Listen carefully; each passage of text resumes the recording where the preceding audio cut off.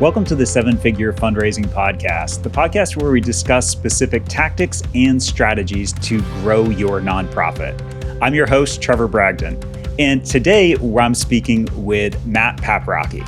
Matt is the CEO of the Illinois Policy Institute, and he's been working there as CEO for the last 6 years and is an expert at finding new donors and growing their fundraising. And one of the ways he does that is through expert storytelling. So I want to dive in, and today's topic's all about how do we use storytelling to really enhance and grow our fundraising.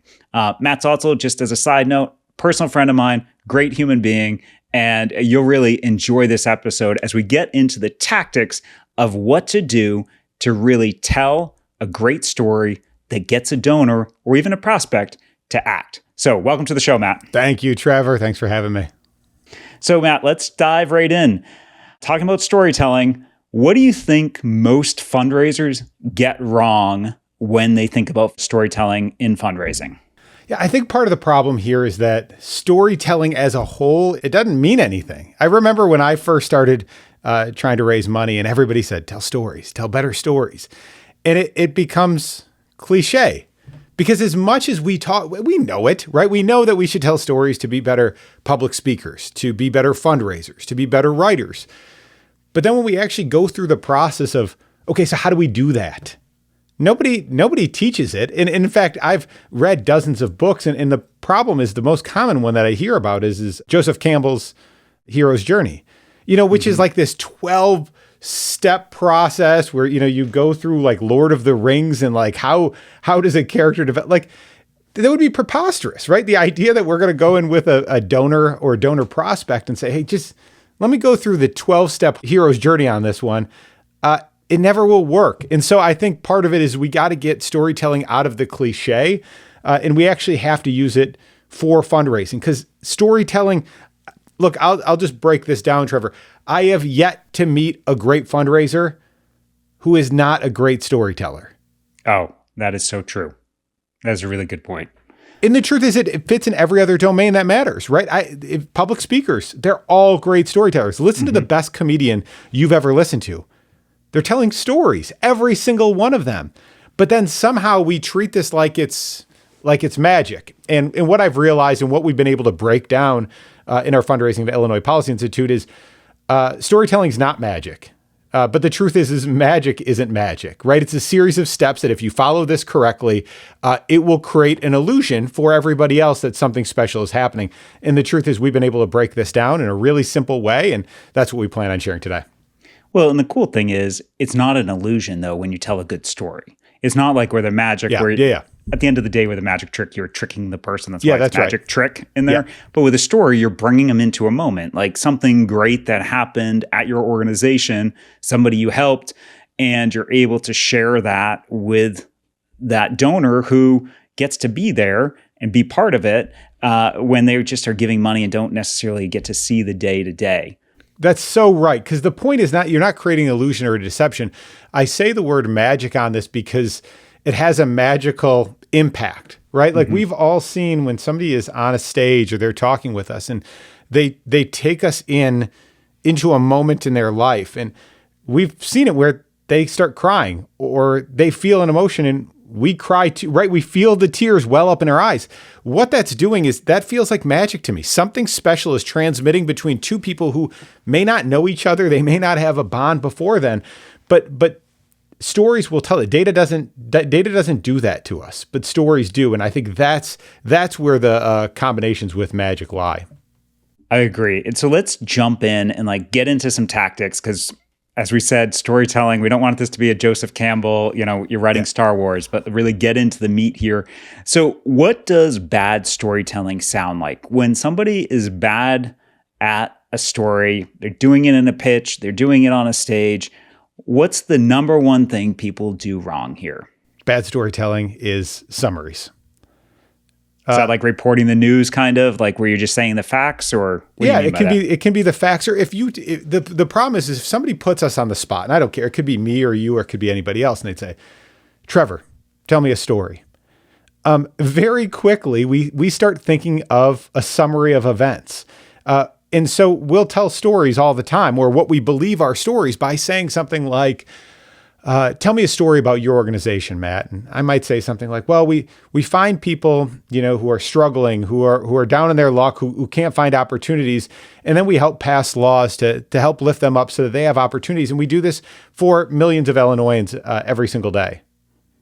That's really boring, right? It's reporting on your work, essentially. Right. Correct. But that's when somebody asks us to tell a story, that's what we do. It's just our natural framework. And we do this. You can tell this the other times on when people do a really boring job of this is go talk to any of your friends or family who have just gone on a vacation, right? And you go, hey, how was your vacation? And we're just trying to be nice because we know what's coming next. It is the most boring, despite the fact that their vacation might have been amazing, right? It's like the most boring series of events of like, oh yeah, and then we flew into Prague and we had the nicest dinner, and then we went over to the ocean and it was beautiful, and it keeps going. And they tell you about the restaurants they went to, and it's a summary of events. It's we did this, then we did this, and then we did this, and then we did this. What we have found that breaks into that is, it's actually something that Kindra Hall developed, and Kindra Hall called them storytelling essentials. And it's four main stages, or four main things that you have to have inside of any story. And the first is an identifiable character. So it takes away from, we go help people. Like that's not a thing. Like that's an abstract idea. Vague. It's too vague. But you have an identifiable person, which can be you. It can be your daughter, right? You could say Cora, and you could talk about your daughter. Usually giving them a name makes them identifiable. You have some sort of emotion, right? A good story, there's some emotional connection that takes place. It doesn't have to be like sadness. It doesn't have to be, it can be excitement. It can be laughter. Right. It can be joy. It could be any emotion. Then it has a specific moment, right? You're zooming in on a moment in time, in a specific moment, and then it has specific details. And a specific detail is a smell, a touch, a taste. It's all of those individual elements. And the neat thing that actually you and I have worked on together, Trevor, that you have developed is there's a way that you can take those four elements, you put them together in a structure that makes it super easy. So that when you say, hey, go tell a story, you throw them inside of this framework and people are off to the races. Right. And this is what we're going to try to help you with here is not just giving you like frameworks and ideas, but really giving you practical tools here. So what Matt's alluding to is having a really tight opening sentence. And there's sort of a formula for it. And Matt and I do some training together where we teach people on how to get better at storytelling. And this is sort of a cheat code to getting and refining a story. So you start it, not like that vacation story he just referenced, probably offending, some relative, but instead it's like, how do you get right to the action and make sure this is something interesting with stakes that the listener wants to hear more of? And so this is sort of how it works. And Matt, I'm going to kind of walk through it and then we can jump in and talk about the specific parts. Yep. So if you have a tight opening sentence, or it could be two sentences, it doesn't just have to be one. Basically, it follows this formula. You say so, because all stories start with so.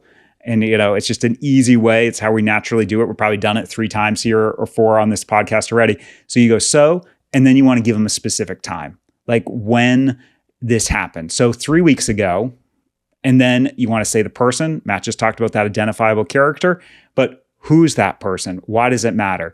So have the person, then you want to talk about action, add in some action words, like what is that person trying to do? Give it a place. And place is really good because it gives someone context of what the world looks like or where it is so they can picture in their mind. And then you want to have, in the second half, the goal or the tension of what they're trying to do. So Matt, like what would be an example of this for yourself using this formula? Yeah. So this fits in. I think the so bit is such a great little piece because this is what it does. It breaks in how we talk as humans, right? When we're having a conversation, if I'm going to go tell you a story, I automatically start with this. It essentially changes the wiring of our brains to automatically go into storytelling mode. So an example of this would be, so when I first met Stephen Blake, he was lying on a sidewalk in downtown Chicago. He was homeless. Right. And I stopped by him that day and I said, Stephen, my name's Matt. Right. That would be the intro. All of a sudden there, instead of talking about somebody who's down on their luck or an abstract person, we're able to go directly into that person. You can see Steven, you know where he's laying, he's in Chicago, you know what his circumstances are. You're automatically there. Yeah. And you can picture it in your mind because we've all seen homeless people. You've been in there. Even if you haven't been to Chicago, you kind of can imagine what it's like. And then you're wondering what's happened next because you've set that goal and the tension in that hook. And it takes a little bit to use this formula to like get it right. Like that's obviously a story you've practiced a little bit and you've told, I think, to donors, right? Yeah. That's one of your stories. That's right. Yep. Yeah. So it's not like you get this on the first try, but we have a storytelling worksheet that you can download. There's going to be a link in the show notes here where you can use this. And it's sort of like a Mad Libs approach. You get it, you plug it in, and then you might find it's a little clunky and you need to smooth it out, but it gets you quickly there. So if I was talking like a story with my kids, I could say like how, 7 years ago, I walked up to my front door and I was trudging up the steps. And then I noticed there was 23 Amazon packages in front of my front door. And, that's like the opening. And then I could tell you the rest of the story, like how my son had used the one-click ordering a bunch of times and we ended up getting $700 worth of Green Army Men. But you can get into all that detail. But like that, you're setting the stakes. That would be like a funny story. I don't know, you'd use that with a donor, but it's still like you're using that format to get to the action quickly and then get it set up. But I love it. Trevor, I want to sit on that for a second because I think one of the problems that we hear or that I hear a lot is I don't have any good stories, right? Like I don't know what stories to tell. And the truth is we all have stories and some of them are as basic as that, right? You just told a story that I don't know, at first blush, you wouldn't say, am I going to tell this story to a donor? I mean, you'd have to play around with it and see if it works, right. But that's just life, right? You got home one day, a funny thing happened. You saw 23 boxes and you stored that away and you thought, hey, could I go use that later? Stories that we tell that are impactful, if you start listening to them from speeches, from pitches, they're not these crazy tense moments where it's like, well, the bomb had 23 seconds until it was going to blow. That makes for a fine story. But what people really want is a connection and an emotion. And so what I started doing years ago, and I think it was Matthew Dixon wrote about it in his book, was that you just start keeping track every single night. So one night you think of one notable thing that happened that day. And usually you play it off an emotion. Is there a moment that you felt excited or joyful or sad or scared? And you write that down, one little line inside of a notebook every single night. Well, you find out, well, in a week you got 7 stories, right? In a month you've got 30 of them.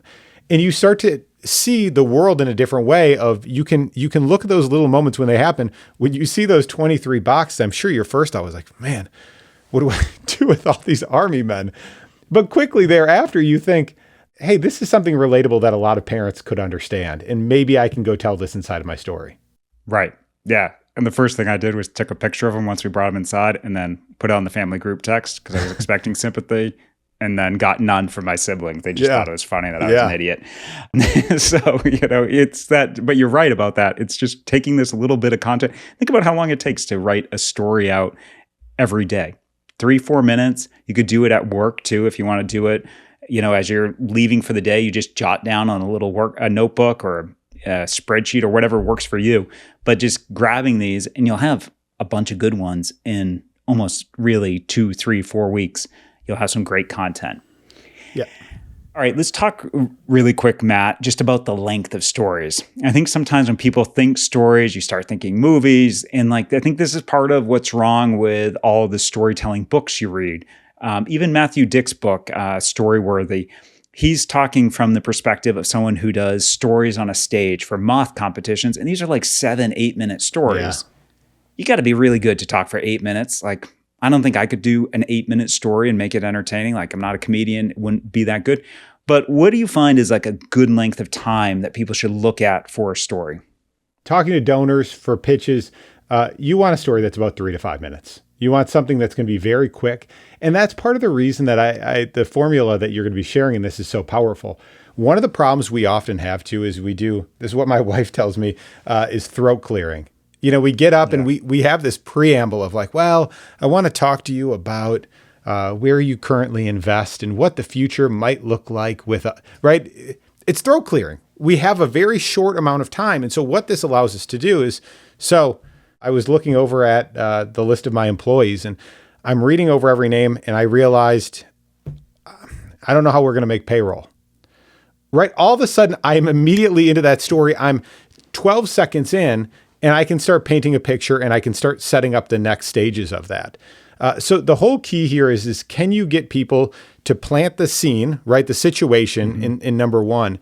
The cool thing about this too, Trevor, I want to share is there's like this great bunch of research that came out of Princeton, out of this Uri Hassan, and he looked at brainwaves. So he hooked two people's brains up and he had them talk. And what he found was that our brains are always on different wavelengths, all the different. So right now I'm talking to you. We're on very different wavelengths right now. You're listening to what I'm saying. You might be thinking about what you want to say, and connections are not really taking place. What your eye saw in this was that once people tell stories, brain waves start to sync up almost identically.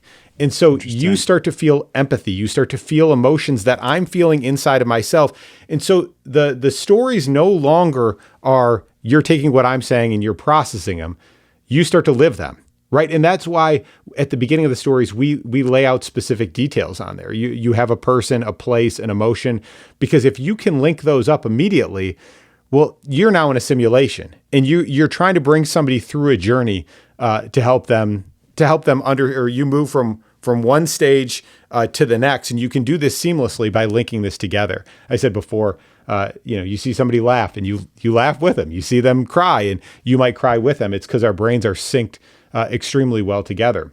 I think people kind of know this too. Like you've experienced it where you're listening to a story, you're listening to someone talk, and you kind of lose track of time. Correct. Because you're hearing what they're saying and you're like empathizing and you're kind of in the moment with them. We do this all the time in movies and TV shows, right? Like how many times, I can't tell you, like I've walked out of a movie theater and either you think, man, I wish this didn't end because you're part of the simulation at this point, or you're feeling some emotion, right? You get done with like watching Rocky and you're like fired up, right? You're like, yeah, let's go.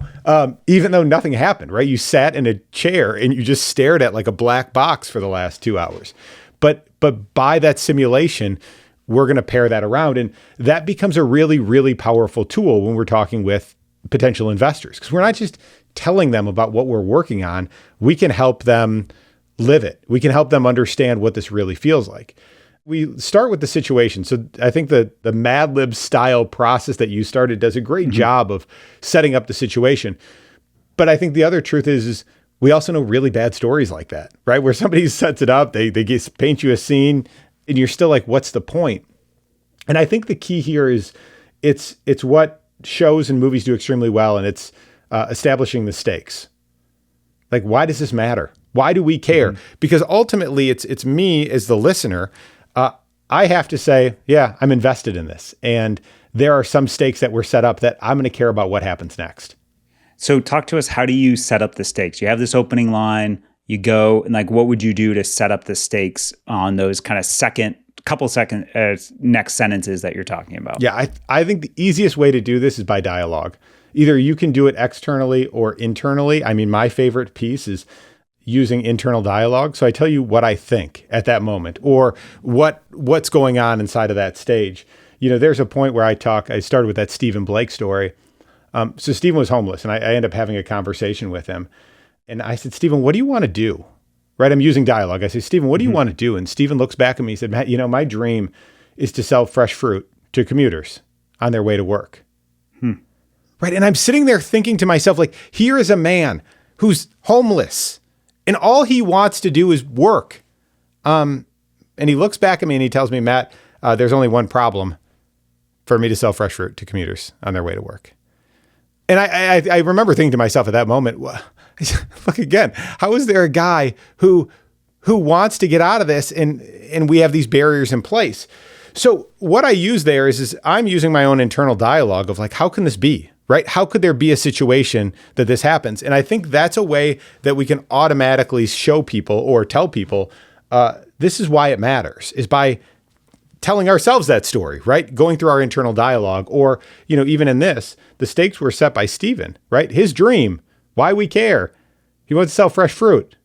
Can he get it done? Right? Will he ever be able to do it? I hope my story tells that. You have to listen to find out. Right. Exactly. Well, and this is like where it gets, I think, people try to like craft the whole story on the front end. Like you didn't come up, like the way you just told that story is after working it for a little while. So I think what's helpful is if you get that opening sentence, then think back to, all right, what did the person say in this moment? What was I feeling? What was I thinking? And just start writing down some of these lines. Because if you remember, like, okay, he said something like this. And then as you think about it, you start remembering more details of the story. And you always want it to be true. Like you don't want to create fake dialogue. People can tell it too, because it's like too on the nose with stuff. But you want to like think about, what was I feeling at the time? In the internal dialogue, you have a little more play with this because, depending on how, like, you're describing a feeling that you had. So that gives you a little more license to be descriptive than, I was uncomfortable. That's, it's probably better to be a little more descriptive than that. But have these pieces. And then what do you add after this? So we have some stakes that we've thought about. We have some dialogue. Then what else is kind of necessary to make someone care and be pulled into these stories? I think the way that you have to end this, so this is the three steps inside of any good stories, is the situation, the stakes, and then the shift. So, ultimately people are looking for, 5 seconds of change. They're looking for some sort of emotion. We all know this. Again, when we go watch movies, we see this every single time. Like, think of every bad rom-com that you've ever watched in your life, right? They set it up with, she is a hardworking doctor in New York City who's never had time for love. And every bit of this story, so that's the stakes, right? Here's this woman who's working incredibly hard and is in the medical field. And we know, essentially, we know how the story is going to end, right? Every single one of these follows the exact same formula. She's in New York City. For some reason, she's got to go to her hometown in like rural Utah. She shows up there, and then there's some like cowboy farmer, right? And then all of a sudden we know it's going to happen. She's going to fall in love. Right, for a Hallmark Channel, Matt. Yeah, that's right. That's right. Right. But you think about these are movies that are selling for millions of dollars. Every single one of them. They follow the same script, right? Here's the situation. Here's the person, identifiable person in a location. They set the stakes. Here's what is going to happen if nothing changes. And then what's called paying off the stakes. They pay them off. Eventually you find out, will she be a shrew, like in New York City the rest of her life and just be an awesome doctor? Or did she move back to Utah and find love? And they paid off the stakes on everything she was going for. And so I think that's the payoff that investors are looking for. And it's you can either pay them off right now. I could tell you the rest of the story, right? I could tell you, with Stephen Blake, we went and passed a law inside of the city of Chicago. And we were there with him. He went in, we would do testimony with Stephen. And today, Stephen is currently in the city of Chicago selling fresh fruit to commuters on their way to work. Oh, wow. Stephen is no longer homeless. He has a house. Stephen is married. Stephen has full-time. He's looking to hire several new people for his fruit business. That's the payoff. Now, for fundraisers, we have two different options here. Either we can pay off the stakes and we can talk about how we're going to continue to do this for other people like the Stephen, or we leave it open. And the paying off of the stakes comes down to the donor, right? It allows them to say, hey, can I jump in here and can I help Stephen finish his story? So I think that there's a huge option here that we have as fundraisers to say, we can pay it off and we can try to expand that out for future people, or we can leave that open and you can write the rest of Stephen's story and you can pay off his stakes for him. Yeah. And I think this is a really important point, particularly with donors, investors, is sometimes you tell the story and you need to tie it back to, why does this matter? What's the mission? Like, why is this related to this meeting that we're having? So an easy way to do this is literally you can just do it in a single sentence, connecting the story you just told to why it matters. And you can say something like, the reason I tell you this story is blank. And it's something I learned. So good. That's so good. Yeah. There's this YouTuber, Vin Zhang, who has like, 4 or 5 million followers on YouTube, and he does a lot of speaking tips. But like, this is so brilliant because you can do your own version, but it's just that reason I tell you this story is, there's like 10, thousands of people like Stephen here in Chicago, or whatever that hook is to tie it back to the content.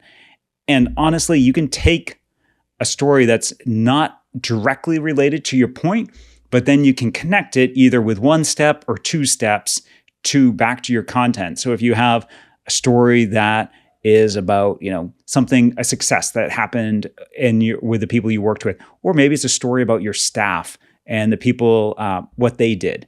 You can get that, tell it, and then connect it back to the theme of your pitch or the underlying point that you're trying to make. That's right.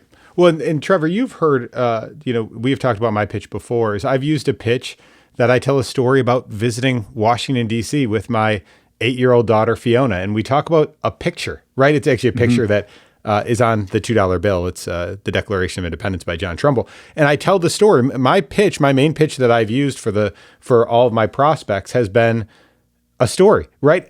If you broke that down and you said, hey, Matt's going to tell a story about John Trumbull's Declaration of Independence, you would look at it and say, this has nothing to do with the Illinois Policy Institute. But when I tell that story, I go into a moment of time of the signers of the Declaration of Independence, basically saying, is this worth me dying for? Right? Mm-hmm. Would I sign this document? Right? That's the moment that I zoom in on. And that's the decision that our investors are making every day of, can we go turn around a state like Illinois? Can we turn around our country and put this on the right direction? And so when we're telling stories, I think the neat thing about this exercise is it doesn't have to be limited to who are the 10 people that you have identified that you have helped throughout your journey. They're great stories, don't get me wrong, and they're very helpful. But these can be far more expansive than that, and they can be these moments of reflection from going to Washington, D.C., my runs on my way to work, visiting a school that has no kids inside of it, right? You can tell any single one of these stories, and they can still have impact with donors if you can get to that into a specific moment that helps them identify, okay, here's the moment of change we have right here.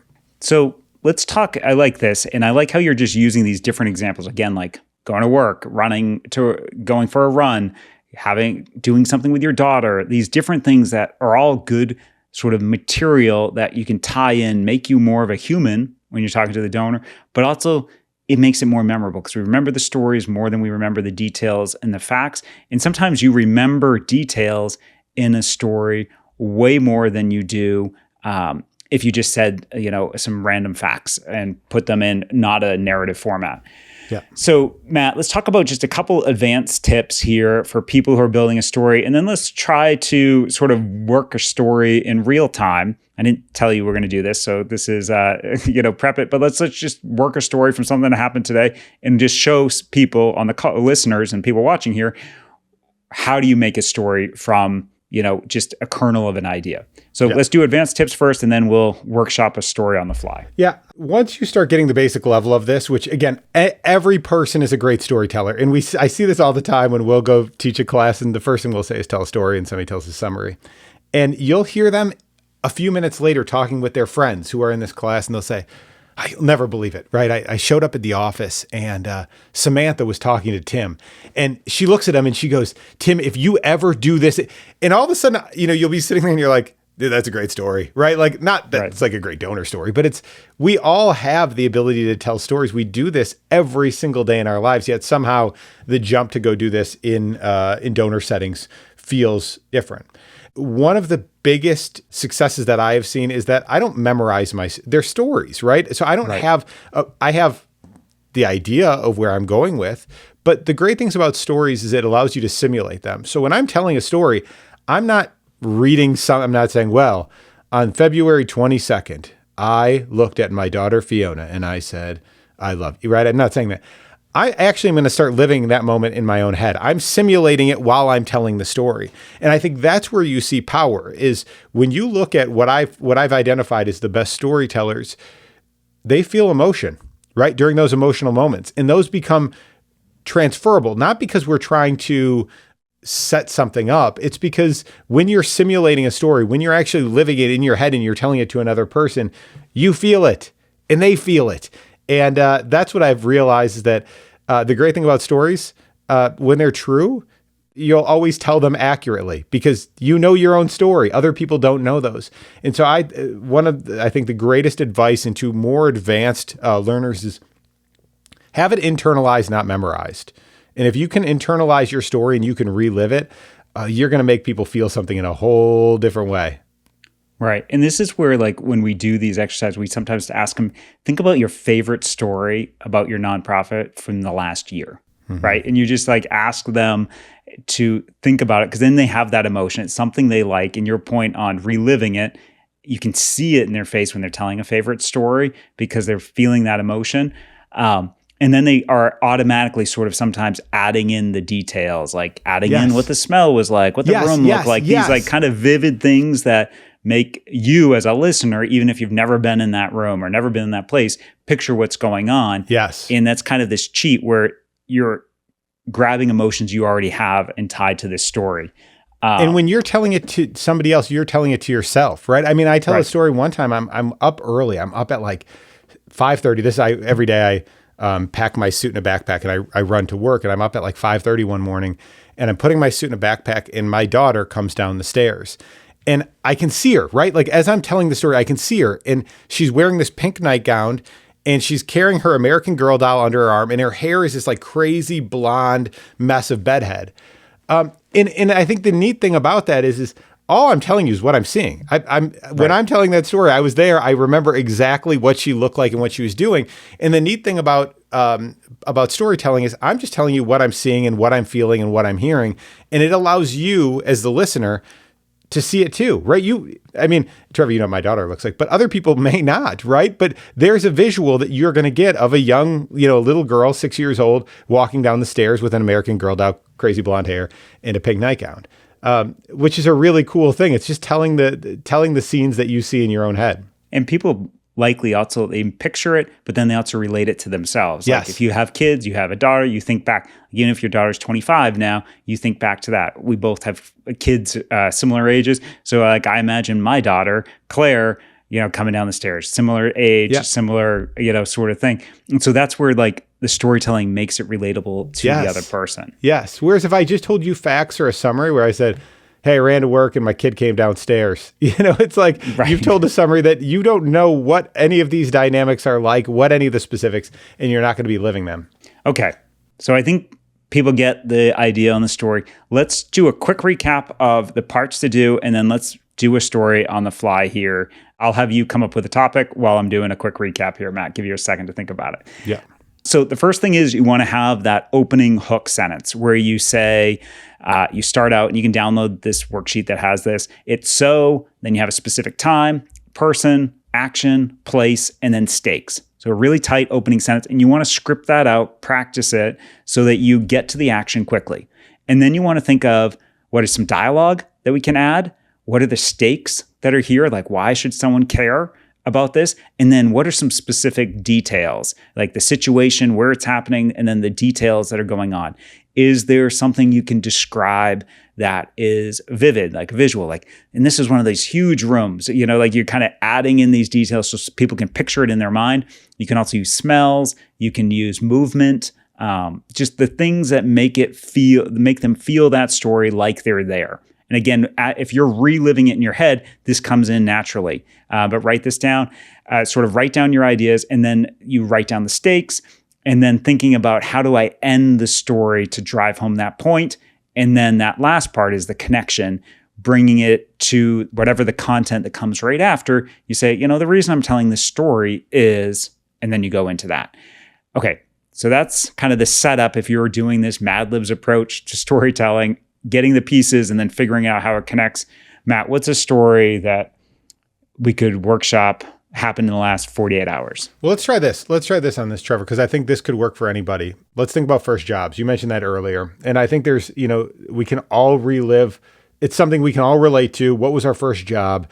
And how do we tell a story about the lessons that we learned from it or an impactful moment from that? Yeah. So, okay, with the first job question, that's a great one. And most people have a good first job story because it's all new, right? If you remember your first job, I used to do janitorial work at a dental practice. Really exciting stuff. I got really fast at cleaning a toilet. So with that, you want to think about maybe a peak moment, like a peak of emotion, like something bad happened, you broke the toilet while you were cleaning it, something like that. Or you think about what was a peak action that happened, like something that really stands out in your mind. Or like, was there a moment like that changed the way you think? Because often that actually happens on first jobs, everything's new. So like thinking through what, if you were telling a story about your first job, what would be that opening line that you do? So Matt, what was your first job, and like, what would your opening line be? So I was 16 years old and I got a job at the mall at an athletic shoe store called the Finish Line. And, I first came into this job and I thought this entire thing is about, you sell running shoes, right? I thought it was so cool. I'm in the mall. I think this is going to be awesome. And the one thing that they measured at the store, my manager told me, you need to have add-on sales, right? Because if somebody comes in, they buy one pair of shoes, it's only so much money. But if you can get them to buy multiple things, then we get more revenue for the company. And I said, well, what's the best way to do that? And he goes, well, it's the thing that nobody wants to do. I said, what is that? He said, clean their shoes. So we would sell this like shoe cleaning device right at the Finish Line.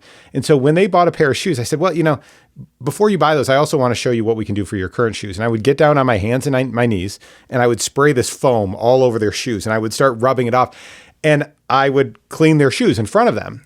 And the funny thing about this is like when you clean one person, one of their shoes, one shoe's really dirty, one shoe's really clean. Right. And so like everybody buys it. Everybody bought this shoe cleaner. And it was this moment that I realized none of the other associates would do it because it was embarrassing. They felt that, they're selling shoes. Like they'll just buy the new shoes and we'll get out of there. And what I realized at that moment was if I did the little bit more, if I did a little bit extra hard work, if I was willing to do something that other people thought was demeaning, we got our report back. My first year working there at the Finish Line, I was 16 years old and I was the number 2 salesperson in the country. And I led the country in add-on sales as a 16-year-old. And what that did to teach me for the rest of my life. And the reason I'm telling you this story is that often in our jobs, it's not just about doing the bare minimum. It's what are people not willing to do? How do we take those extra steps? And quite frankly, this is what we're talking about here is that we all talk about pitching. And what I've realized, the best fundraisers are the ones who tell stories, who do the little bit of extra work that other people aren't willing to do. And when they do that, they see millions of dollars come in for their missions. That was a great story. But like some of the details there, like just to unpack this, is I bet if I asked you right now, what store did Matt work at? Even though you just heard it first time, you'd say Finish Line. You would remember, even if I asked you like a half hour from now, how did he rank as salesperson in the country? You would remember number 2, because we just remember these weird little details with a story.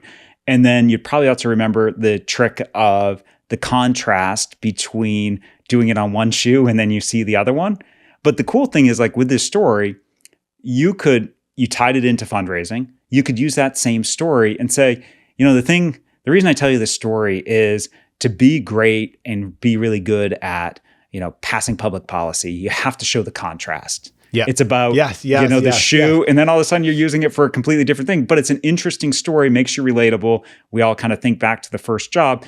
And you can tie it to that, or you could come up with a different hook on it about, like you said, people aren't willing to do the little extra work, or, it's, there's in every job, there's 15 seconds of work that makes really big difference. Like there's probably like 40 different paths you can take connecting that same story. That's right. And maybe you change the details a little bit, like maybe not change in like manufacture, but how you tell it or what you emphasize in the story to make that work. But all of a sudden you have one story that connects with people that you can use in 4 or 5 or 6 different situations. I think that's such a great point, is that if you have a good story, right, tangentially, that doesn't seem like it's going to be like me cleaning shoes doesn't relate to too many things.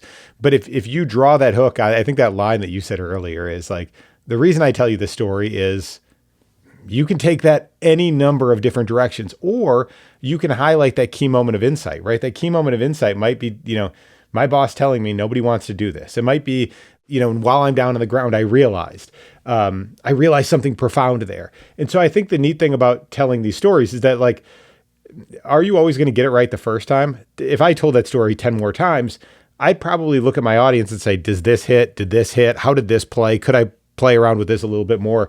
And you refine and you build it, and you should for all of your stories. But the neat thing is you can help people simulate a moment. Tell me about where you would go. Tell me about your first job, Trevor. All right. So My first job was when I was 14 and I would clean my family's dental office. So every morning I would get up at like 5:30, go over with my dad, and my job was to vacuum the whole office, get the trash, wash, clean the sinks, do the toilets, like all the janitorial services. It was sort of a rite of passage. My other siblings had done this earlier. And I used to love trying to figure out how to do it faster each time. And so I had all these little tricks. I knew which outlets to plug the vacuum in and go through and do it. But there was this one time where my dad said to me, and he's like, you're not doing a good job vacuuming.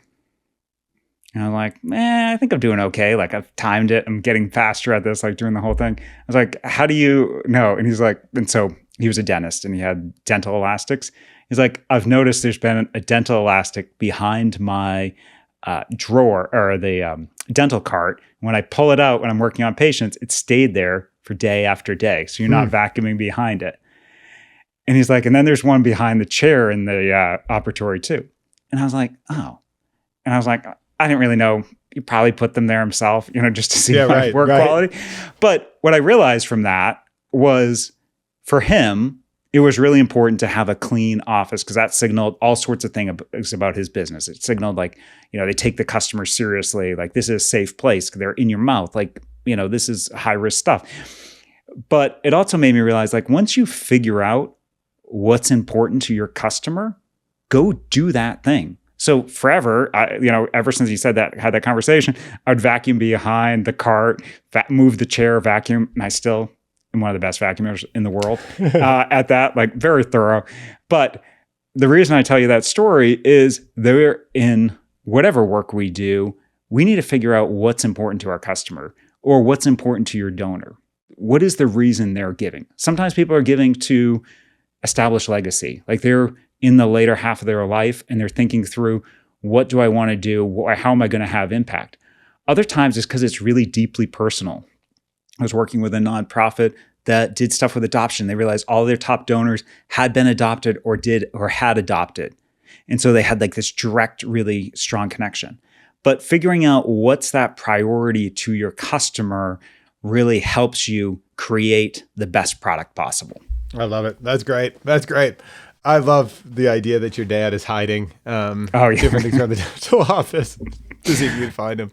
Yeah, which is, if you knew my dad, it would make sense. But, and the thing is, like, you could take that story a whole bunch of different directions. Like, I could tell that story and talk about, efficiency and realizing you can only get so efficient in a thing. And then you over optimize because you're always timing it and your work quality goes down. Like, there's all these different paths, like all these other lessons that you learned. Or you could tie it to working with family and like the idiosyncrasies of that, like all of these different takeaways that you could have, navigating complex relationships in a workplace. Yeah. Like, there's all these different ways you could take that. But it's a story that's somewhat relatable to people, and that's what gets them to care. Yep. And I think, when you break this down, it goes much further. Like, look, we're telling stories about our first jobs. I'm not saying these are not necessarily good fundraising stories, right? But what we're trying to get through the idea is like, what are the different elements that compose of a story, and how do we make this really simple? Because that story is 2 minutes. But there's other things that underpin that entire story that I know about you, just from you telling that. All of your siblings, they went and cleaned that dental office. Like, this was not just like, you didn't go get a job. You went and got a job at 14, right? Like, you were younger than the rest of us going to work. Your family did this, meaning like, it wasn't just your dad who was going off and being a dentist. It was a rite of passage, as you said, but it was a family business, and you guys did that together. So you can picture something about your family, and clearly we've all been to the dentist. And so we know what that looks like, and we feel like what it feels like. And if you think about this, it's basic. You gave us the situation. I was thinking about you as a 14-year-old going and cleaning a dental office. I can picture everything that looks like. You brought us and you zoomed us into the moment. And the moment that I really, what you see is great stories. It's not just, I would go clean the office. You zoomed in and your dad pulled you aside, and then you have dialogue. And he said, hey, you're not doing that good of a job, right? You use dialogue to set the stakes. Your dad was saying, hey, dude, you're not good at this. You've been doing it, but you're not good at it. And the question becomes, is there a shift, right? Do you learn a lesson? Do you change going forward? And are you going to go pay off those stakes? And so I think the cool thing about this is it shows, even on something that we all have in common, a first story about our job, in 2 to 3 minutes, you can set up a situation, you can set up the stakes, and you can show that shift inside your mind and why it matters. These are the exact same tools that work on a stage. They're the same tools that work when you're writing newsletters to your donors, and they're the same ones that work for pitches. And I'll share these personal, like private nuggets are like the gem of what we do. People don't use them. I talk about my family all the time. I talk about my daughter, Fiona, my son, Rocky, my wife, Anna. I talk about our vacations, not the boring stuff, but like these moments about like what we've learned or spending time together. And the cool thing is I've got donors that like just give. They have some even big ones that have given us money. When the first time I'll meet them, they'll be like, "Hey, how's Fiona doing? Hey, I love that thing that Rocky said to you." And I'm like blown away, where it's like, it's the personal details that people remember and it sticks with them. And that matters in a year, 2 years, 3 years down the line. They're not going to remember the data and the metrics. You should have that, and your mission should be doing great work, to be sure. But what they're ultimately going to remember, it's the stories, right? And how did the stories make them feel? And what did that tell them about you, Trevor, as a person? And if I feel like I know you, man, we know how sales works.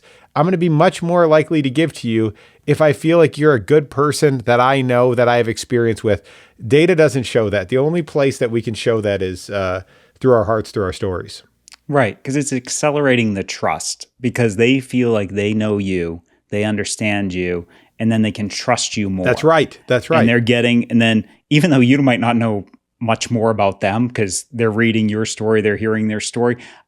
One thing I just want to say too, just as people are thinking about like, what content should I talk about? There's 2 points I want to make here real quick. One is often the personal stories actually work because I have found highly successful people who are working in nonprofits are often solving a problem that they have a personal connection to. You know, like they had something happen in their life and that's why they're doing this. Or they've always found this thing fascinating. And then they come in and over a series of events, get into this job that they're the perfect fit for because of their unique talent that they've done, you know, in 4 different careers before this. So there's sometimes this really fascinating tie-in of like sort of how you got there.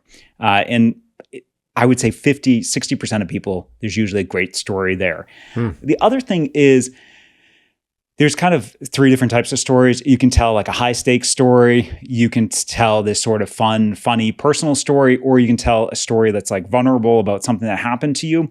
The thing you want to be careful with that, and I think it's Brene Brown who says this, where she talks about you want to tell stories that come from scars, not from wounds, if you're telling a personal story. Because sometimes you feel, we've all been there, where someone's like overshared and then they get super emotional, or it just feels off, because you're realizing they still haven't kind of worked through it yet. Totally. I think that's such a great point.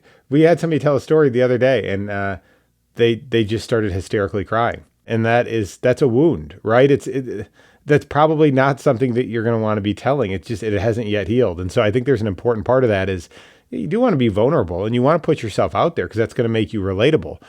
But man, you got to make sure that you're willing to tell it, because otherwise if somebody's just crying, it's tough to come back from that. Right. Well, and sometimes too, like you can tell a heavy story or that's heavy, but then you can, like, if you have some distance from it, that you feel comfortable, it's a scar, not a wound. You can kind of lighten the story, because if you're like heavy on like, or high emotion, it gets heavy to listen to. So sometimes you can break it up with a little humor and kind of a detail that, you know, drives it home. I heard a guy who was talking about his experience in Iraq and how their armored personnel carrier got an IED. And he had this detail about how there's a piece of the IED was like between the driver's seat and the passenger seat. And he picked it up and there was all this candy stuck to it because it'd been right on top of this bag of candy they'd been throwing to kids on their drive before that. So super vivid detail. You're kind of there in the moment. And he said how, as he joked in the story at the end, because to lighten it, he's like, you know, and we'd just gotten that new AMRAP, I think is what they're called.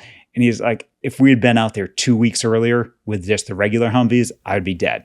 So I said then, I'm never going to complain about paying my taxes ever again. And that was sort of like lighten the mood. And then he talked about sort of the other dynamics of it. But again, just a little joke in there lightens the mood. But then you can get back to the serious part. But again, that narrative arc is not like heavy emotion. Yeah. You're lightening it up for the listener. Yeah, that's right. All right. So we've given these people a lot of tactics, a lot of things to think about with a story. Let's close this out, Matt. I know we're close to time. What's sort of one takeaway that the listeners can do? What's one actionable thing they can start doing now to be successful when they're telling stories in whether it's with donors, whether it's on a stage, whether it's even on podcasts like what we're doing right now? I just start testing. I think for some reason we think of stories as like this weird animal that doesn't belong in the workplace or it doesn't belong in our fundraising world. This, again, if you watch any great fundraiser, watch any great speaker, watch any great writer, they all do one thing excellently. They tell stories. And it doesn't start by like these guys, like if you watch some great story, who's that comedian that you like, Trevor? Who's the one? Nate Bargatze. Nate Bargatze. Like, he's a brilliant storyteller. But if you watch his content from, 10 years ago, he ain't that great of a storyteller. But Right. what changed is he ran reps, right? It's just a reps game. So if you're new to this, if you don't tell stories in your pitch, will this feel weird at first? Of course it will.